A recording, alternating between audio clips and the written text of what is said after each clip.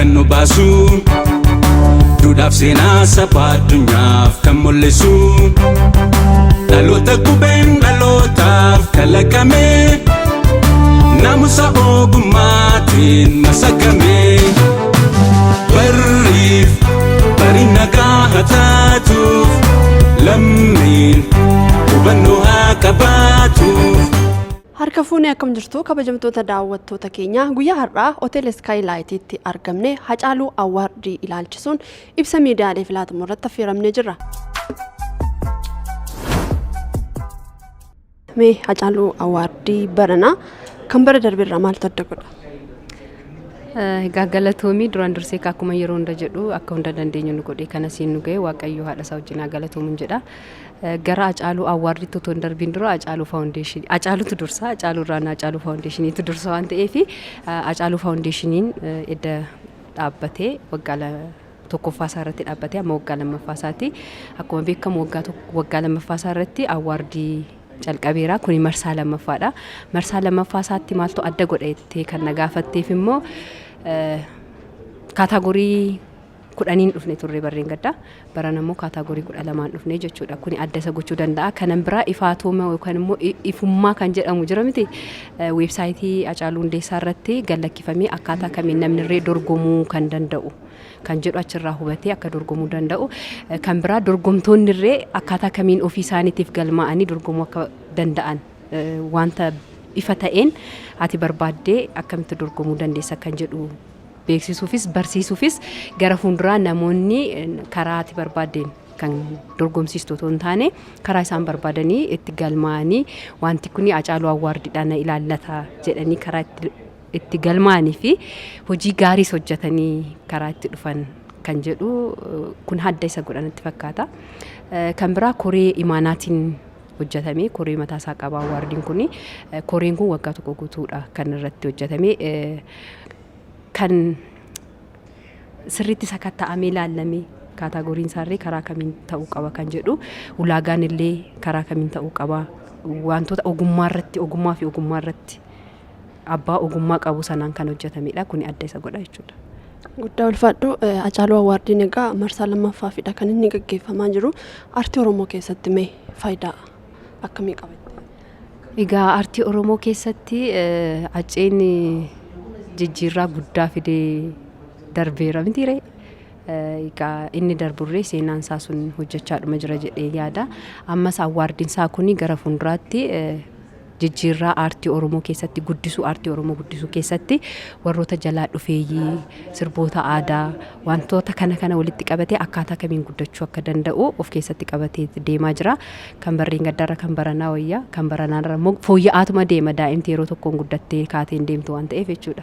Suutuma guddachaa deema suutuma jijjiirraa fidaa deema jechuudha. Hedduu galatooma. Baay'ee galatooma.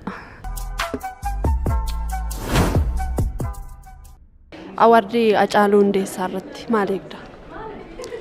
Galatooma lubee egaa awwaardiin Hacaaluu Hundeessaa akkuma Hacaaluu jabaatee cimee marsaa lammaffaa gaheeti jira. Barreen gaddaa akka jalqabaa otoo hin fakkaatiin haala gaariitiin gaggeeffame amma immoo barana haala addaatiin ni gaggeeffama. Badhaasawwan haaraa dabalatanii dhufaniiti jirani. Kanaaf waan guddaan egaa aartistoota haaraa akkasumas kan jajjabeeffaman jechaadha.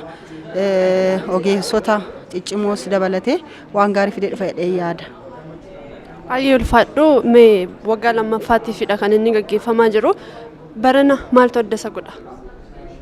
Egaa barana wantoota haaraa badhaasa haaraa dabalatanii dhufaniiti jiranii muuxannoo barreen gaddaarraa argatanis dabalanii hin dhufu. Akkasumas immoo Hacaaluun egaa nama seenaa aadaa fi aartii dhugaa Oromoo wajjin hojjetu waan ta'eef seenaas aadaas qoratanii warra aartii Oromoo keessatti aarsaa kafalanis barreen gaddaa jajjabeessanii turanii maallaqaanis deeggaranii baranas immoo haaluma sanaan itti fufanii namoota baay'ee yaadatan jedheen egaa adda isa godhatanii abdadha jechaadha. Baay'ee ulfaadhu. Hacaaluu Awwaardiin yeroo lammaffaatiifidha kan inni gaggeeffamaa jiru. Mee maaltu jira waan haaraan? Wanti haaraan egaa dameelee ittiin Hacaaluu Hundeessaa Awwaardiin badhaasu keessaati.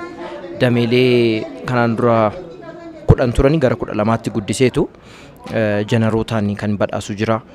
Saalaan adda adda baasee kan badhaasu jira.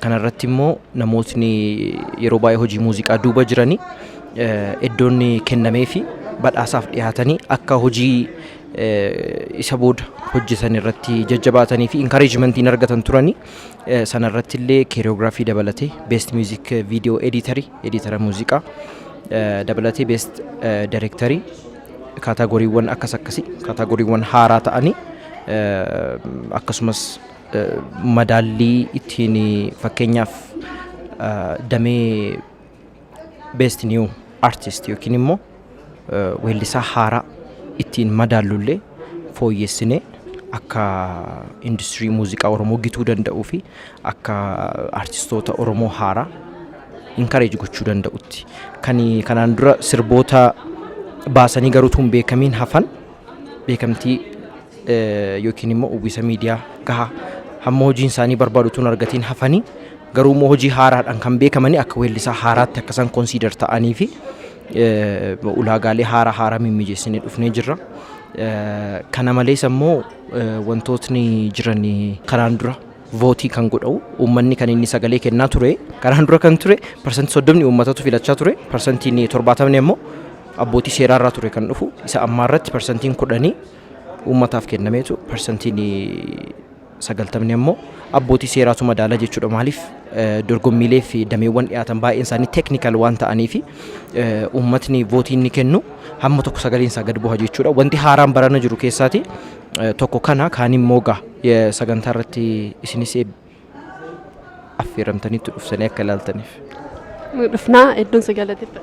Thank you. Mee Hacaaluu Awwaardii irratti maaltu eegamaa jira? Hacaaluu Awwaardii bara kanaa kan bara 2023 calallii marsa dura raawwatee gara uummataaf ifa gochuutti dhufee jira. Yeroo ammaa kana weebsaayitii irratti namni seenee voot gochaa jira.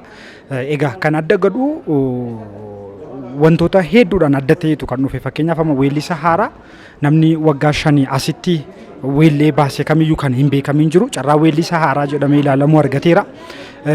Kun tokko adda. Kanaaf wal dorgommii gaarii miira wal dorgommii gaarii uumee jira. Namoonni akka wal gidduutti dorgomuuf jechuudha. Kaadhimamtoonni keenya namoota challenge uumuu danda'anidha. Kun adda godha. Eenyu akka injifate eegumtu tokko adda godha. Kan lammataa sagantichi sagantaa guddaa kana dura ta'ee hin beeknetu yaadamaa jira. Kanaaf bareedinni sagantaa keenyaa miidhaginni waltajjii guyyaa sanaallee sagantaa kana adda ni godha. Ka dabalataa muuziikeerii waan jedhamu qabna. Muuziikeeriin namoota dhimmamtoota muuziqaa durii kaasanii hanga ammaatti dhimmamtoota muuziqaa Oromoo jiranii 3 Hacaaluu Hundeessaa warri keessatti beekamtii fi badhaasni maallaqaa ni kennamaa fi kunillee adda ni godha.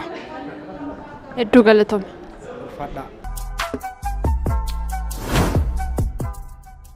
Kan daawwachaa turtan wiirtuu miidiyaa irraa sagantaan keenya har'aa kana fakkaata ture. Nu daawwachaan waliin turu keessaniif hedduu isin galateeffanne. Sagantaa kana waliin kan isin faana ture ani Lubee Girmaa fi ogeessa kaameeraa keenya Firaa'ol Abrahaami.